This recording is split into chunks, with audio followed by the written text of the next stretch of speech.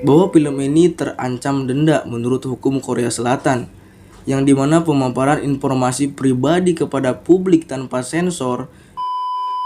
Assalamualaikum warahmatullahi wabarakatuh. Kembali lagi dengan gua di Disney Official.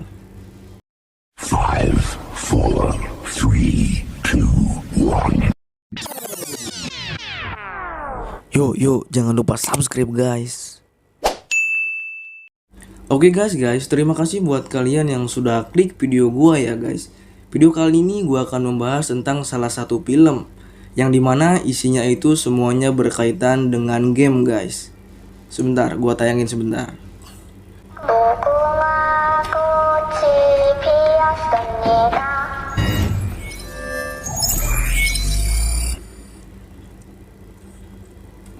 Nah, itu dia guys. Mungkin buat kalian kalau misalkan sudah mendengar suara ini tidak asing lagi ya. Dan entah gimana perasaan kalian kalau misalkan sudah mendengar suara ini. Entah itu menegangkan, entah itu mengerikan, enjoy, atau biasa aja. Tergantung lagi lah kepada diri kita masing-masing ya guys.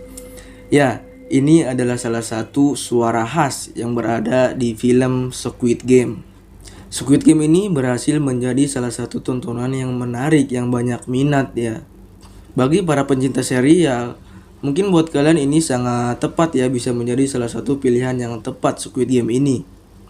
Pasca rilis, Squid Game ini langsung viral di media sosial termasuk di Twitter. Bahkan pada tanggal 18 September tahun 2021, Squid Game ini berhasil memuncaki di tagar trending teratas ya guys. Dan selain itu, Squid Game pun berhasil bertengger di peringkat atas harian Netflix di berbagai negara. Yang dimana di dalam drama ini terdapat ada 456 orang pemain yang ikut di dalam survival game ini. Dan pemeran utamanya adalah salah satu seorang laki-laki yang miskin yang banyak hutang ya guys. Nah, dan di dalam ending pada episode ke-9 masih ada 3 teka-teki yang masih belum terpecahkan. Dan itu semua pun menjadi para penonton semuanya bertanya-tanya, apakah mungkin pada Squid Game Season 1 akan dilanjutkan ke Squid Game Season 2? Keseruan itu pun menjadikan para penonton yang ikut menonton semuanya menjadikan ikut dalam ketegangannya guys. Dan ternyata Squid Game ini pun sempat pernah dituding ya guys, bahwa ini adalah salah satu film plagiat dari film Jepang ya, yaitu As the Good Will yang tayang pada tahun 2014. Lantaran ada banyak beberapa orang yang mengatakan bahwa adanya persamaan di alur cerita dan adegan guys. Lalu sutradara dari Squid Game ini pun dia mengatakan atau membenarkan itu semua. Memang ada kemiripan dari Squid Game dan film Jepang tersebut. Namun dia pun mengatakan juga bahwa ini hanya ada di awal bagian-bagian saja. Di bagian-bagian berikutnya tidak bakal ada lagi kemiripan itu semua. Kata sutradara itu awalnya muncul Squid Game ini setelah ia banyak membaca pada genre survival. Dan dia pun mengatakan bahwa naskah drama ya yang ada di Squid Game ini itu telah dikerjakan pada tahun 2008 sampai 2009. Dan dia pun menunda untuk memproduksi film ini karena waktu itu kurangnya minat di pasaran guys. Lalu ada juga terdapat kesalahan dalam tim produksi Squid Game ini guys. Tidak adanya melakukan sensor pada nomor telepon yang ada dalam satu episode. Salah satu seorang netizen pun dia yang mempunyai nomor tersebut, dia tidak mengetahui ya sama sekali bahwa kenapa pada saat itu dia banyak sekali menerima panggilan telepon. Dalam satu hari katanya dia bisa hampir lebih 4.000 telepon dan pesan ya guys, gila. Nah, lalu akhirnya salah seorang temannya pun mengatakan bahwa nomor tersebut muncul sebanyak 2 kali di acara Squid Game.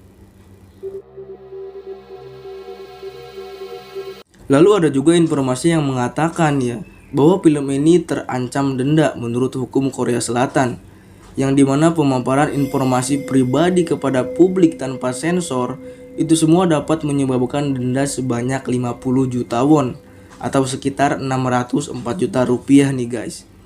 Lalu tim produksi dan perwakilan dari Netflix pun mereka pun mengatakan semuanya telah memperhitungkan semua masalahnya dan akan berusaha yang terbaik untuk menyelesaikannya guys.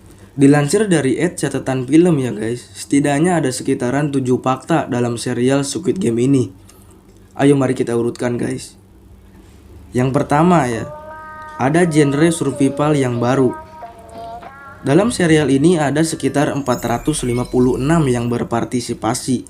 Tentunya mustahil ya bagi semuanya untuk dapat bertahan dan memenangkan hadiah utamanya. Namun, penantian untuk mengetahui siapa yang akan mati berikutnya dan bagaimana mereka akan mati menjadikan serial ini sebagai sebuah cerita yang penuh ketegangan dan horor guys. Hal unik dari film Squid Game ini adalah kisah yang menyoroti sisi kelam dari manusia. Lalu yang kedua, menyoroti masalah kapitalisme. Walau sekilas memiliki plot yang sederhana, sebenarnya serial ini seakan sebuah perumpamaan yang cerdas mengenai manusia guys. Di balik serial ini, sutradara menunjukkan sebuah ironi, di mana niat baik kapitalisme yang ingin membantu mensejahterakan hidup seseorang ya, sebenarnya bisa menciptakan sebuah persaingan yang brutal dan dapat mencelakai seseorang. Yang ketiga guys, teka-teki yang memicu adrenalin.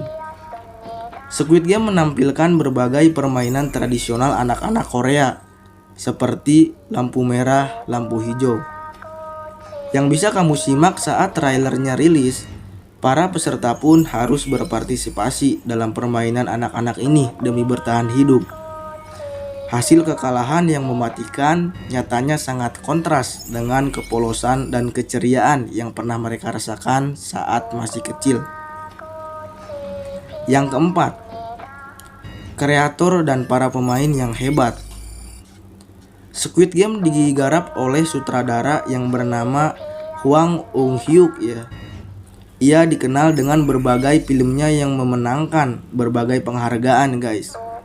Seperti Silent Seed pada tahun 2011, Miss Grand 2014, dan The Fortress 2017. Selain sutradaranya yang hebat, Squid Game ini juga menampilkan dua pemeran utama yang kuat, yaitu yang bernama Lee Jung Ji dan Park Hee Soo. Lalu yang kelima guys, disiapkan lebih dari 1 dekade. Nah, dalam sesi konferensi pers virtual, sutradara sebenarnya sudah menyelesaikan draft naskah ini sejak tahun 2008. Namun saat itu, menurut orang-orang, cerita yang ditulisnya ini sangat rumit dan tak familiar ya. Lalu, pada tahun 2018, orang-orang justru menilai naskah yang ditulis ini punya konsep yang unik dan cukup mencerminkan kondisi masyarakat sekarang ini guys. Lalu yang keenam, para karakter dari berbagai latar belakang. Setiap peserta memiliki masalah kehidupnya masing-masing guys, yang akhirnya menuntun mereka ke dalam permainan yang berbahaya ini. Mulai dari hutang, ada judi, hingga tuntutan untuk menafkahi keluarganya. Cerita masing-masing karakter ini menjadi salah satu hal yang membuat serial ini sadis sekaligus humanis. Lalu yang ketujuh yang terakhir, yaitu serial Korea rating dewasa. Nah, saking sadisnya guys, Squid Game ini harus dilabeli rating 19+. Serial Korea ini serupa dengan film Alice in Borderland yang sama-sama diperuntukkan penonton usia dewasa. Pemberian label ini berdasarkan adegan kekerasan, seksual, dialog yang kasar, hingga unsur kengerian tingkat tinggi.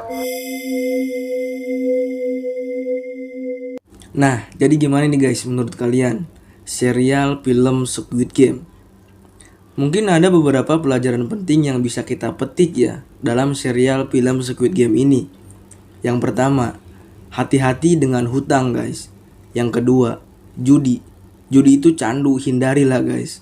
Yang ketiga, jangan pernah sesekali menaruh telur dalam satu keranjang.